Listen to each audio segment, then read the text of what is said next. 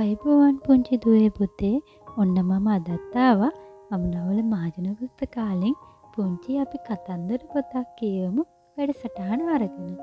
මේ ලස්සන කතන්දර පොත තමයි කොම්බු මාමා. මේ පොත ඔයාලට ලියලා තියෙන්නේ කුසලා වෙත්තසිංහ නැන්දා. එහෙනම් අපි කතන්දර පොත කියවමුකෝ. කොම්බු මාමා කොම්බුව වාගේ හැම වෙලාවෙම නෙවෙයි ගුලි ගැහිලා රවුම් වෙලා නිදනකොට කොම්බුව වාගේ. නිතරම කොම්බුව වාගේ රවුම් වෙලා නිදන නිසා කවුරුත් එයාට කොම්බු මාමා කියන්න ගත්තා. කොම්බු මාමා තමයි ගමේ පාසලේ මුර වැඩේ කළේ. පාසලේ මුල් ගුරුතුමී කොම්බු මාමට වැඩ කීපයක් පවරලා තිබුණා. උදේ පාන්දරම ගේට්ටුවේ ඉබි අතුරු අරින්න ඕනේ. සවසට වහන්න ඕනේ. පාසලත් අතු ගාලා පිරිසිදුව තියාගන්න ඕනේ. පාසලේ පණිවිඩ ගෙනියන්න ඕනේ. මේ හැම වැඩක්ම උඩින් පල්ලෙන් කරලා දාලා කොම්බු මාමා දුවන්නේ සිමෙන්ති බංකුවට. ඒ තැන අඹගස් සෙවනේ ගුලි ගැහිලා නිදා ගන්නමයි කොම්බු මාමාගේ හිත. දවසක් තා කොම්බු මාමට වෙනදට වැඩිය වැඩ වැඩි වුණා. පාසලේ තෑගි උත්සවය ළඟයි. ඒ නිසා කොම්බු මාමටත් ඒ පණිවිඩ අරගෙන එහෙට මෙහෙට දුවන්න වුණා. කොම්බු මාමා මූණ බකුසු කරගෙන වැඩ කරා. ඔන්න දහවල් මුල් ගුරුතුමී කොම්බු මාමට කිව්වා ගිහින් සන්තෝෂ ආච්චිට එන්න කියන්න කියලා. කොම්බු මාමා බකුසු කරගත්තු මූණ රකුසු කරගෙන පාර දිගේ යන්න ගියා. සන්තෝෂ ආච්චි රසට කැවිලි හදන්න දන්නවා.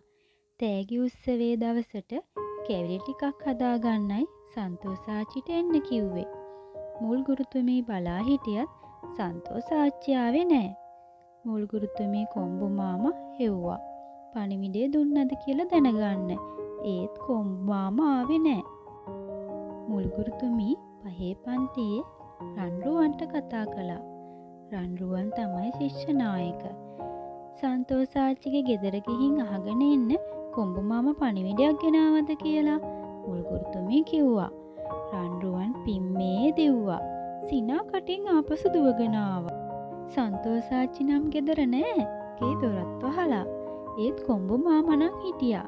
එයා සන්තෝෂ ආච්චිගේ ගෙදර මිදුලේ වලම් මැස්ස ළඟ හැංගිලා හොඳටම නිදි. රන්රුවන් කිව්වා. අපි කොම්බු මාමාගේ කම්මැලිකම යන්න පොඩි විහිළුවක් කරමු. සංගීත ගුරුතුමා කිව්වා. මුල් ගුරුතුමී හිසවනලා අවසර දුන්නා. සංගීත ගුරුතුමා කඩිය වගේ එහෙට මෙහෙට දිව්වා. ගුරුවරුන් රැස් කරා. ළමයින් රැස් කරා. රහසින් මොනවදෝ කිව්වා. ළමයින් සංගීත කාමරයට දිව්වා. මෙන්න ළමයින් පෙර උඩැක්කි රබන් තාලම්පට නලා අරගෙන පේලියට පාර දිගේ යනවා. ඒ එක්කම මුල් ගුරුතුමීත් ගුරු මණ්ඩලෙත් යනවා. හැබැයි කිසි සද්දයක් නැහැ. කට්ටියම සෙමෙන් හොරෙන් සද්ද නොකර පාර දිගේ යනවා. ඔන්න මගදී සන්තෝෂ ආච්චි මුණ ගැහුණා. මොකද්ද මේ නිස්සද්ද පෙරහැර? සන්තෝෂ ආච්චි සිනා සිසී ඇහුවා. එන්නකෝ අපේ නිස්සද්ද පෙරහැරට. අපි ආච්චිලයි ගෙදර යන්නේ. හැබැයි කතා නොකර එන්න ඕනේ ළමයි කිව්වා. සන්තෝෂ ආච්චි සිනා සිසී නිස්සද්ද පෙරහැරට එකතු වුණා.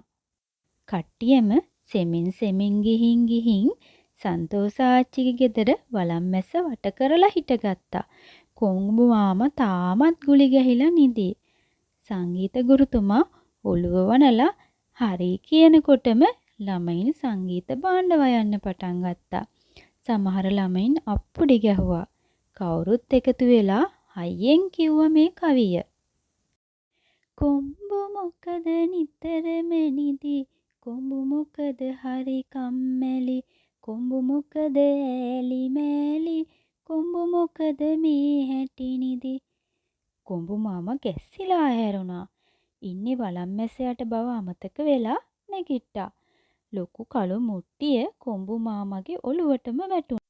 කොම්බු මොකද හරි කම්මැලි? කොම්බු මොකද මේ හැටි නිදි? මුට්ටිය මූණ හංගාගෙන කොම්බු මාමා ලැජ්ජාවෙන් ඇඹරි හිටියා. කොම්බු මොකද ඈලි මෑලි? කොම්බු මොකද නිතරම නිදි? ළමයින්ගේ කවිය ඉවරුණාට පස්සේ කොම්බු මාමා ලැජ්ජාවෙන් මුට්ටිය ගැලෙව්වා. වටපිට බලලා බෙර පදේට තාලේ තියලා නටලා මෙහෙම කිව්වා. කොම්බෝ ඉතින් නෑ කම්මැලි වැඩට පොලට කොම්බෝ කැමති කොම්බෝ තවත් නෑ කම්මැලි කඩිසරේට වැඩට කැමති. ඔක්කොම අත්පොලසන් දුන්නා. හැමෝම එකතු වෙලා බෙර ගහමින් කොම්බු මාමා පාසලට එක්කගෙන ආවා. එදායින් පස්සෙත් නම කොම්බු මාමම වුණාට වැඩ නම් හරිම කඩිසරේට. ඉතින් පුංචි දුවේ පුතේ මේ කතන්දර පොතෙන් පුංචි ඔයාලට ගන්න පුළුවන් ආදර්ශය තමයි කම්මැලි වුණොත් ගොඩාක් දේවල් අතපසු වෙනවා. ඉතින් ඔයාලත් කම්මැලි නොවි කඩිසර වැඩ කරන්න. කතන්දරේ රස විඳපු ඔයාලා හැමෝටම ගොඩාක් ස්තුතියි.